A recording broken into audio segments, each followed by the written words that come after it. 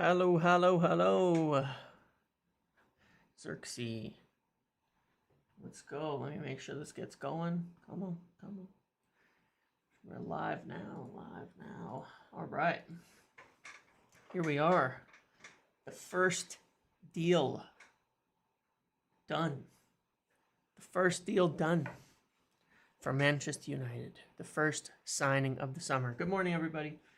I have a few minutes here. Got a number of meetings and things today, so I haven't really had the time to do a video or discuss too much yet, but huge moment.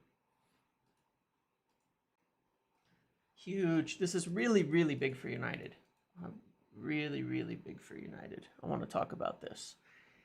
Maybe two. Yeah, maybe two. Maybe we will get two big ones today. I want to briefly talk about, just giving everybody time to get in here. I want to briefly talk about, wait, I need to send something. Hold on. I have a really good idea for a little video.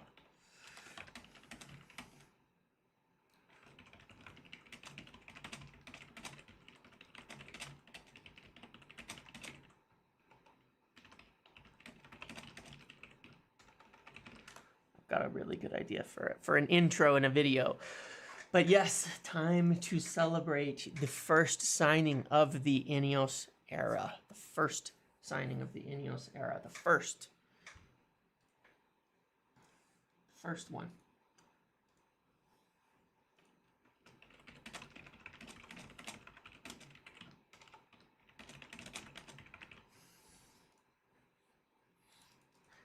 Whew. I'm so excited about this. I think I've heard, in the past we've talked about, I said a few times I thought that this would be, for me, the most important, exciting signing that we could make this summer for a number of reasons. The flexibility. Oh, Ruud van Nistelrooy is about to be announced.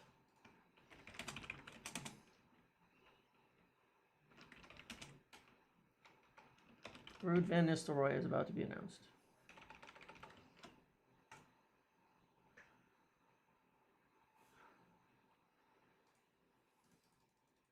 Ruud van Nistelrooy is about to be announced.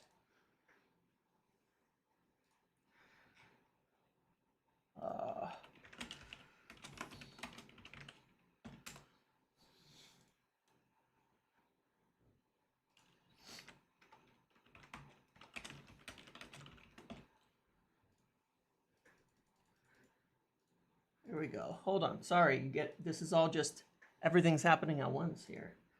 Van Nistelrooy is about to be announced. If I have my times right. Do I have my times right? Van Nistelrooy is about to be announced.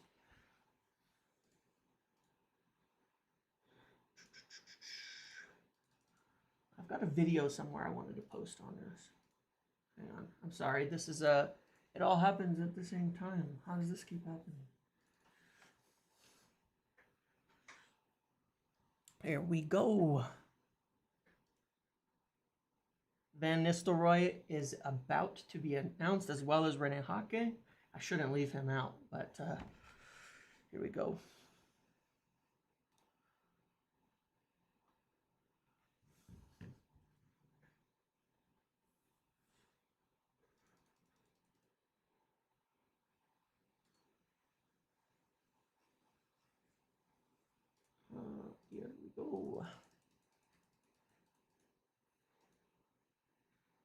Here we go. Sorry, I'm just waiting for this. Yeah, it's supposed to be announced officially in like a minute. Van der Gog and Benny McCarthy are gone.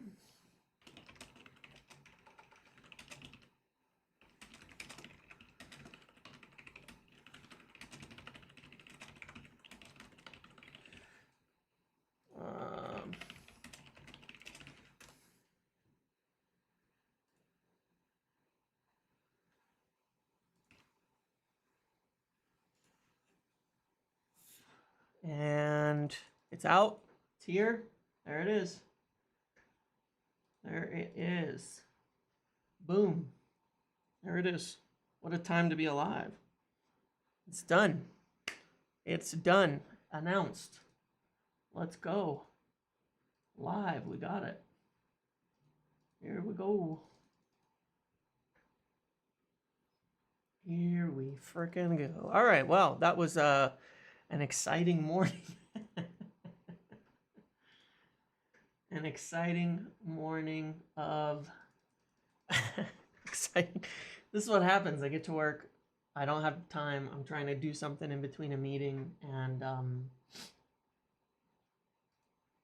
bam, everything just drops all at once. It comes in huge waves. Huge waves. Huge waves of things. Okay. All right. So this gives us something to talk about.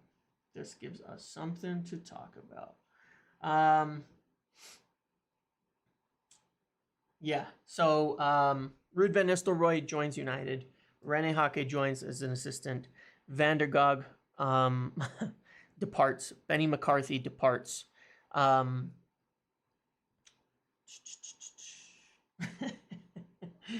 Joshua Zirkzee done. Okay, that's what's been happening. Crazy morning, crazy few minutes of time.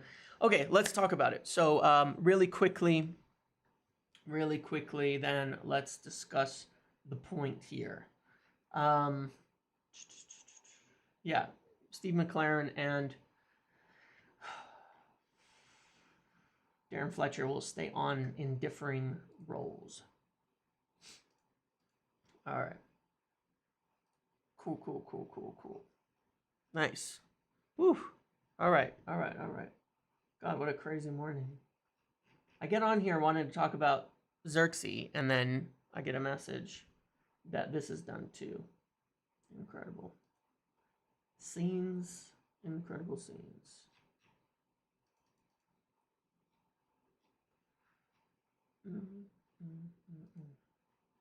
Okay. I think I'm caught up now. Dan Ashworth says, together with Eric, we're working to strengthen all areas of the first team's operations and refresh the coaching staff. It's a pleasure to welcome Ruud back. Yeah. Awesome. Good stuff. Good times. All right.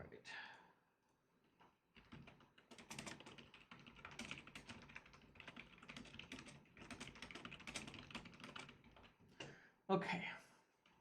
So sorry. This is what happens when they have to drop everything all at once. Shenanigans. Can we talk about why Van der Gog left now? Yeah, we'll talk about that. Give me one moment. Give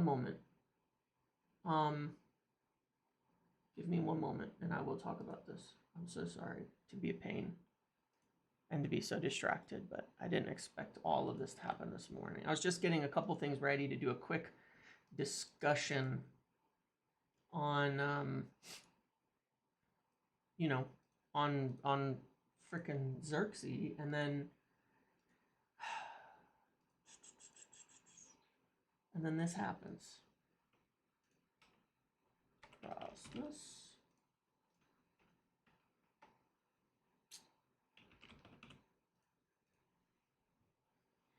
Okay. Sorry, guys. Sorry for the distractions.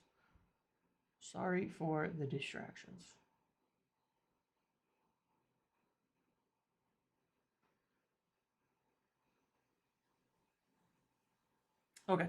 Cool, guys. Sorry about that. Yeah. Hit the like, hit the share, hit every button.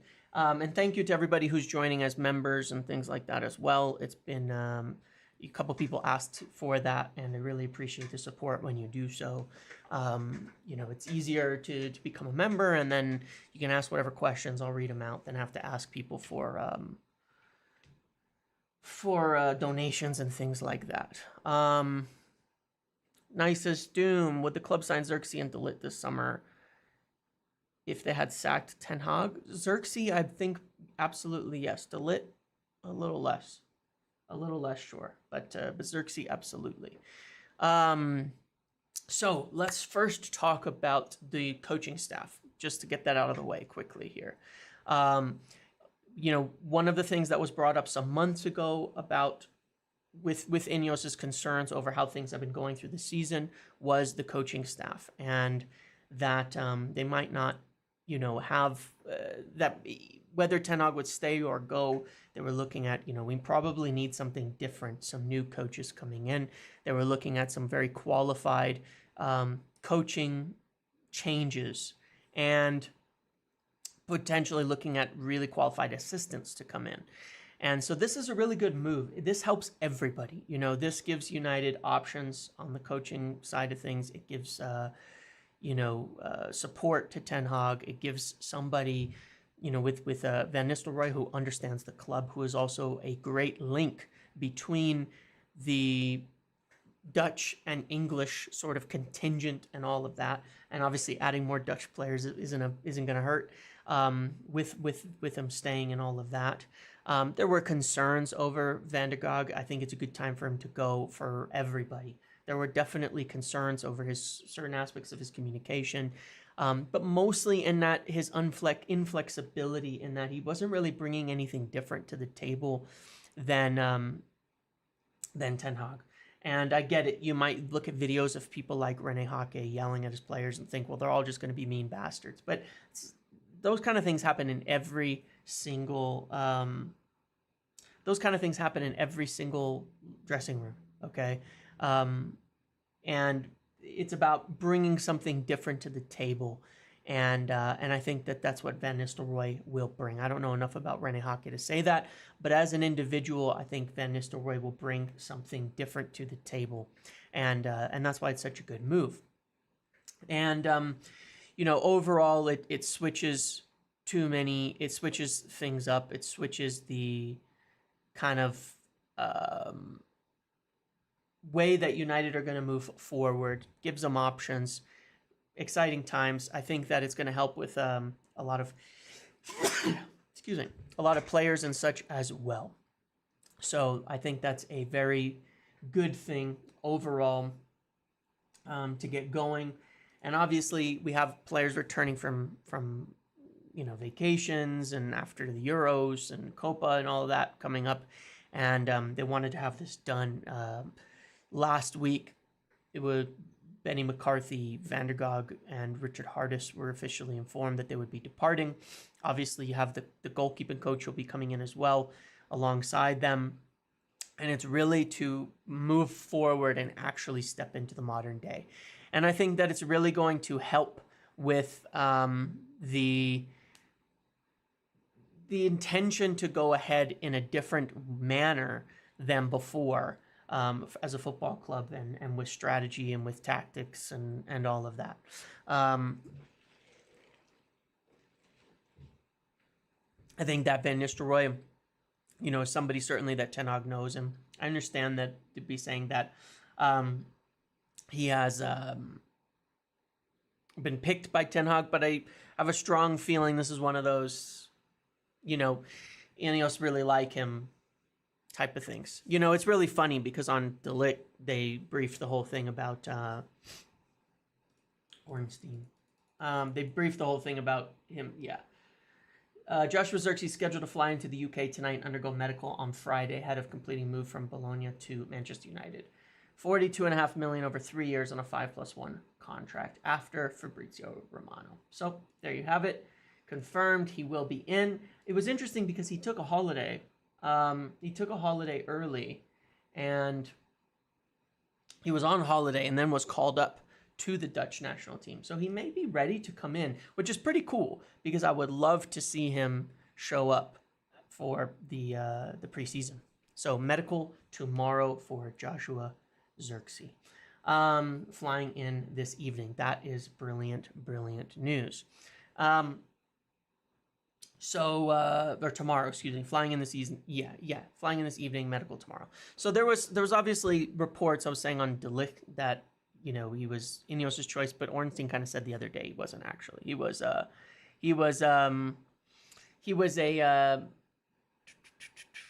suggestion from Ten Hag, but that the club are also following. But I think it's almost the reverse with the coaches. They wanted new coaches. They wanted to shake it up. I can tell you that for sure. Can't believe you do a RC just for Euro. Have shame. I'm not saying I would. I just asked the question. I think it's worth discussing. We missed out on Holland because of it. I wish we hadn't missed out on Holland because of it. What was the downside? We would have paid 15, 20 million for a player and gotten 100 plus back. Players leave anyway, you know. So if they want to go, it never works holding on to them. Look what happened with Pogba and others, you know. So, yeah. So, yeah, Fletcher is obviously no longer going to be in there. All right, so let's talk about Zirkzee. Zirkzee, done deal.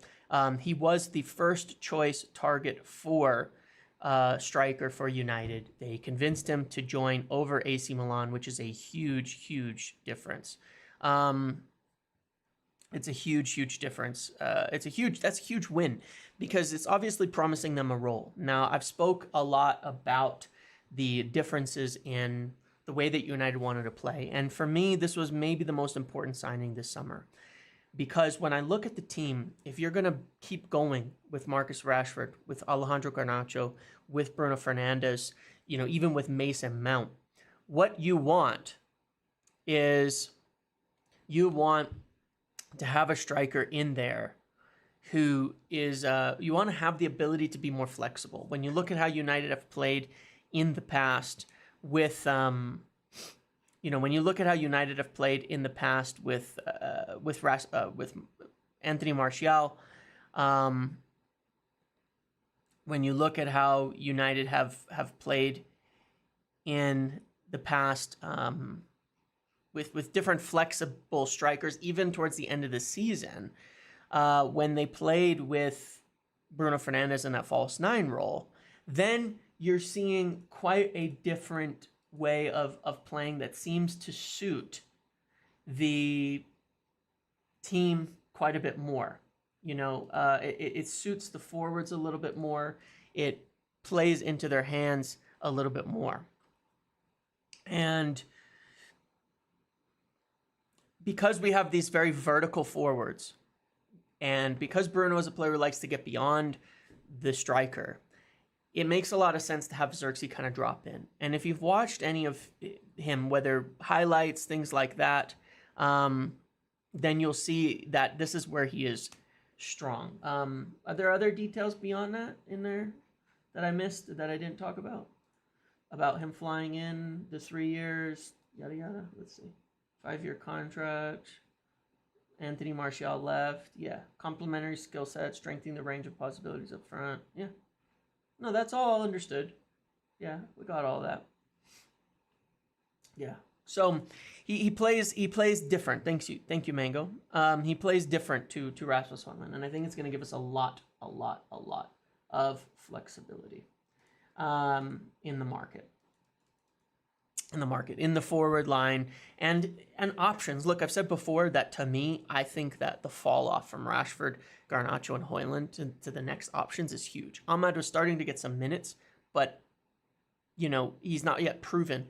Beyond that, I don't like any of the forward options are not really proven. This gives us a fourth player who is exceptional and provides something different. And I think you could play him with any combination and it'll work because he's that type of player that's going to make things happen around him. But if you've watched him, you know, that's what he does. Links up play, drops in deep, does all of these types of things. And I wanted to kind of just show the difference. This is not a comparison of quality, okay? I want to make this clear. Not a comparison of quality. Let's do this really quick. Not a comparison of quality, okay? So I want people to accept this. This is not about, is he good? Is he bad? Is he horrid? Is he, you know, what is he? It's not about that. It's not about who's better between him and Højlund. It's quite literally just, let me just make my screen a little smaller, my picture a little smaller. I'm looking at it on just the matter of, are they different? And that's the biggest thing that I want to see is are they different? And when you look at like the way that they play, where they position themselves, how they move, you know, different types of players when you look at Zirkzee. He's a player who, oh boy, there we go, who, in terms of touches, gets in the box a lot more, you know, gets involved in the play a lot more, is involved a lot more, you know, than Højlund. More progressive in his passing because he's dropping deeper. He's good. He's not great in the air, but he's better in the air. He's also dropping into the midfield to do it. His aerial duels are good, something Rasmus does need to improve. He's a really good presser, and this is you know, this is an underrated aspect of him that I haven't seen discussed much, but apparently he's an incredible presser. He is an incredible presser. You know, he's not going to, you know, if you look at Rasmus at the same time, Rasmus's top stats are as a finisher. He's an incredible finisher. He's a fantastic scorer when he gets in those positions. And I think that, you know, that's what gives you the different options. Whereas Zirkzee just offers you a lot more on the ball, in build-up, in the play, in getting into the positions around the team. And I think that's where it's really important, is that he's dropping in and he's going to let, you know, runners go by him. And that's what I want. I hope I don't crash the app here, but I want to just see something if I can. But, you know, that's what he brings to the table. Rasmus is good on the ball, running towards the goal and trying to score, whereas, you know, Zirkzee's going to bring other players into it a lot more. And I think it's really going to help Alejandro Garnacho. And I think it's really going to help Marcus Rashford. And I think it's really going to help, yeah, I thought that was going to happen. I think it's really going to help Rasmus Højlund as well, being able to play in a 2. So that's what I'm looking forward to the most. Let me see. I wanted to bring this in. Hold on. I'm going to check something here. That's what I'm looking forward to the most, is that he brings something different to the table.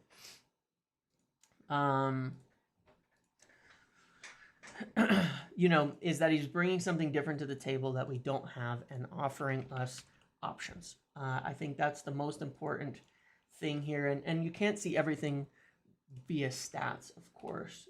You just can't. But, you know, here, let's take a look at this. You can see that he is operating in a bit of different areas to others. And that's where, you know, he's operating in a bit around, you know, these areas. There you go. Ineos figures felt last season there should be changes to the coaching team, like I said. And they say the decision on who's gone, joined belongs to Erik ten Hag. Pushed by Ineos, and then who is essentially on Ten Hag, but yeah. And it's going to mention some of the concerns over Van der Gaag, aside from all of that. Yeah. Well, a lot of this is stuff that was, yeah, this, okay, so this is referencing his old article. Okay, cool. So you've read that before, but I do recommend reading it again. But it's a very, very good thing. So you look at this, this is where Zirkzee's operating, obviously. Less in the box, more around.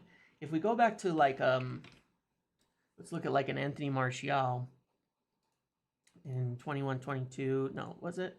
Which year was it, God? That he was, like, was it 2021?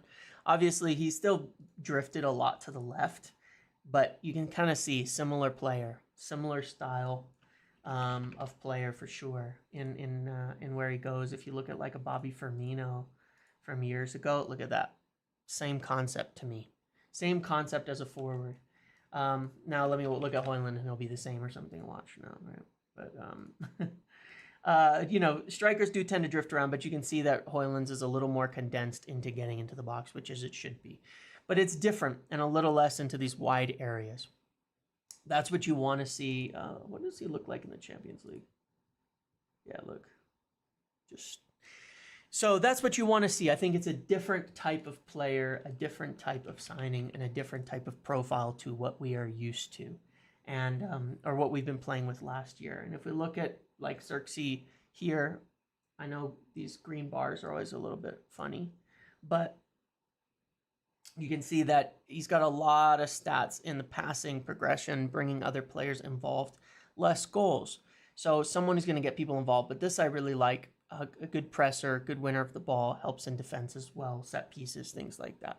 So I think it's a great signing. I think it's extremely exciting. I think it's going to be key to unlocking so much of the team, and that's why I'm very excited about it. So this is good.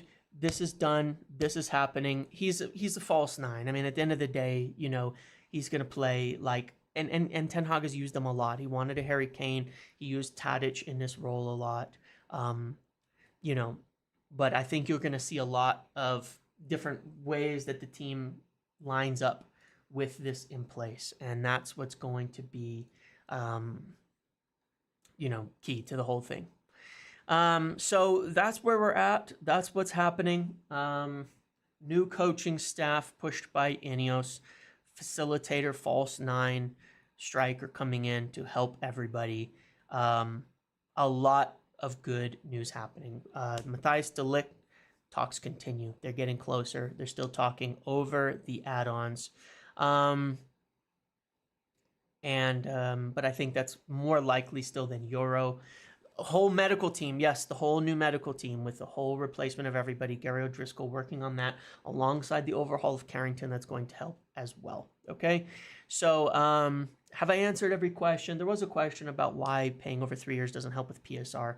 When you buy a player, it's automatically put over the length of the contract, 5 years maximum. So 40 million is going to be over 5 years, period. It's 8 million a year. That's what it costs. How you pay it is irrelevant from a profit and sustainability rule. So it's separate to the accounting of it. It's just different rules for different things. But you don't want to be low on cash. If you have to borrow money to make signings, then you're going to pay interest. So it's better to be able to pay it over time than pay it up front. And so it gives them a little bit more money over 3 years instead of paying it all at once. Just gives us a more cash flexibility in the market. Okay? We'll do a whole different, on another day, another time when I have more. We'll talk about the coaches probably tomorrow or later today if I end up with any time because I have to go right now. I've already gone past my limit in terms of time. And yeah, I do not have the time at the moment, but maybe tomorrow, maybe another day, we'll discuss this. We have a PSR video coming out tomorrow. I'll try to get to the coaches and all of that in the next day or so. But thank you all for watching this. I wanted to get into this. If I have time later today and something else is breaking or get any other piece of information, then I will put out a new video or go live for a few minutes. Thank you all, and I will see you.